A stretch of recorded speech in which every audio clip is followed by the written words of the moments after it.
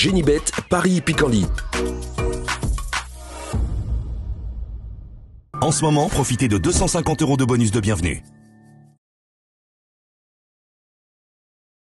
Bonjour à toutes et bonjour à tous. Nouvelle étape du Grand National du Trot ce mercredi 18 juin sur l'hippodrome de Toulouse. Nous évoquerons cette compétition dans la première partie de l'émission et dans la deuxième, j'aurai des informations pour cette réunion toulousaine puisque j'ai pu m'entretenir avec plusieurs entraîneurs ayant des partants. Sachez d'ailleurs que des interviews sont disponibles gratuitement sur canalturf.com pour mieux vous aider à établir vos différents jeux. N'hésitez pas non plus à liker ce programme, le partager via nos supports sociaux.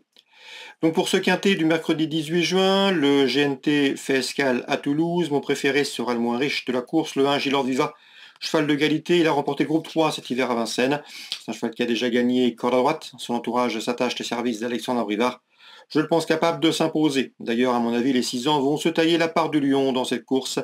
Je lui poserai principalement le numéro 12, Django Vici, qui s'est progressivement ici parmi les meilleurs de sa promotion.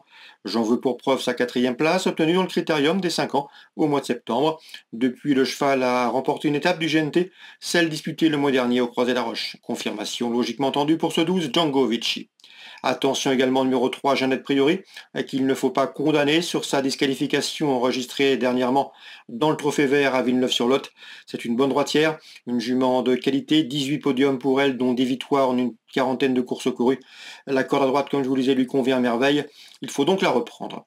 Je placerai ensuite le numéro 10, Indy de Gire, qui a fait de ce circuit un objectif. Il a remporté l'étape d'Amiens. Il pointe actuellement au 2e rang dans le classement général.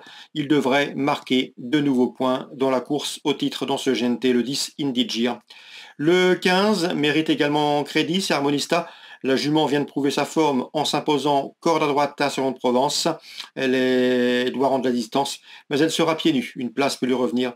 Attention également numéro 11, Horatius Della, un cheval dur à l'effort, qui a mieux fini que ne l'indique sa 9e place obtenue dans l'étape du Croisé-la-Roche. Ici, à la faveur d'une course rythmée, il devrait batailler pour les bons accessites.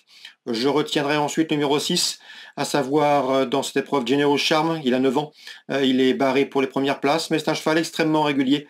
Et à ce petit jeu-là, en tête, il peut conserver un accessite, tout comme le 5 fameux Saxe. Il a 10 ans, il aura du mal à disputer le podium dans cette course, notamment face à ses cadets, mais le cheval est en forme, il est bien placé au premier échelon, il sera pieds nus et dans ces conditions, il peut viser une éventuelle 4e ou 5e place. En cas non partant, attention numéro 8, Game Matin. On résume tout ça en chiffres pour ce quintet toulousain, GNT, 18 juin à Toulouse, pardon. Le 1, le 12 et le 3. Devant le 10, le 15, le 11, le 6 et le 5. On va maintenant parler des coups de cœur. En ce moment, profitez de 250 € de bonus de bienvenue. On passe au coup de cœur pour la journée de ce mercredi. On va surtout parler de la réunion toulousaine, la réunion principale qui accueille le GNT. Dans la première, je vous recommande le 101 Jojo Batqueret. Benoît Olicard, qui travaille en collaboration avec Franck Corbino, m'a toujours présenté ce cheval comme un élément de qualité. C'est un cheval efficace, régulier, qui suit tous les trains, qui va à gauche comme à droite. Et à mon avis, dans ce lot, au regard de sa bonne forme actuelle, il devrait disputer les premières places. Le 101, Jojo Batqueret. On lui posera principalement le numéro 5, Jim Perrine, lui aussi au mieux restant sur une victoire à Cholet. Et le numéro 7, bien sûr, Matteo Di Quattro, qui reste sur 2 probants succès, dont un obtenu sur cette piste toulousaine. La première, 101, 105 et 107. Dans la suivante, la deuxième, j'ai pu discuter avec Matteo Gergouille, l'un des hommes de confiance de Julien Fouin. Matteo qui drivera le 216 Little Queenie. Elle vaut un lot de ce genre, elle a de la qualité, elle est en forme. La dernière fois, ça s'est mal passé car elle était contrainte de volquer trop court. C'est une grande jument qui a besoin de ses aises en partant. Tous les feux étaient au vert avant le tirage au sort des numéros derrière la voiture. Elle a en effet hérité le numéro 16 en deuxième ligne et en dehors derrière l'autostart, raison pour laquelle Matteo Gergouille était moins confiant que prévu. Cela dit, en valeur pure, elle conserve une belle carte à jouer. Il faut donc, à mon avis, la glisser dans vos jeux. Le 208, Leroy du Padouingue, Stéphane Bouzon nous en a parlé. L'interview sera également disponible sur canalturf.com. C'est un cheval qui a connu quelques pépins de santé au mois d'avril. Il monte en puissance après une bonne course de rentrée. Il avait bien gagné en début d'année. Lui aussi a le niveau pour bien faire dans ce genre de tournoi. Reste à savoir s'il sera suffisamment prêt avec seulement une course dans les jambes. Mais à mon avis, En valeur intrinsèque, il n'a rien à envier à ses rivaux du jour, 208-216. Je leur associerai principalement le numéro 6, Léopard, et qu'il convient de racheter, puisque Pascal Mansou me l'avait présenté comme un cheval à suivre dans ce genre de tournoi. Concernant la quatrième, le 411 Imhotep Burrois a bien gagné dernièrement sur cette piste de Toulouse. Rien ne s'oppose à une confirmation de sa part. Je lui associerai principalement le numéro 12, Iki Joy, un cheval régulier et confirmé à ce niveau. Dans la cinquième maintenant, le 503, Jean de Taradébois, qui reste sur 2 victoires remontées, devrait répéter et s'expliquer avec le numéro 13, Jupiter de Play, un cheval confirmé sous la selle, régulier, en forme et qui fait face à un engagement intéressant, 503-513. Concernant la sixième maintenant, une course pour divers amateurs, Stéphane Bouisson est assez confiant avec le 614, Junot de Banville. Le cheval n'a rien de bien à courir en pro, on le présente donc ici en amateur.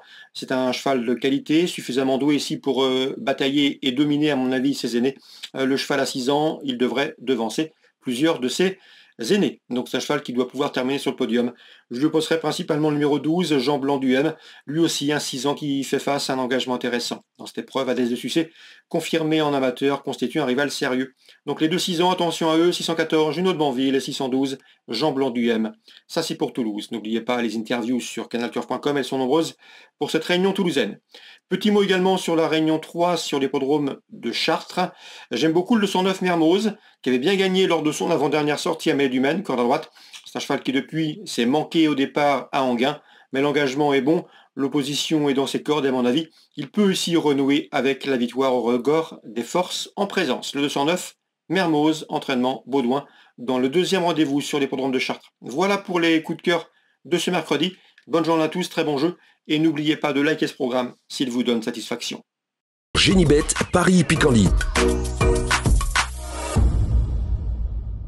En ce moment, profitez de 250 € de bonus de bienvenue.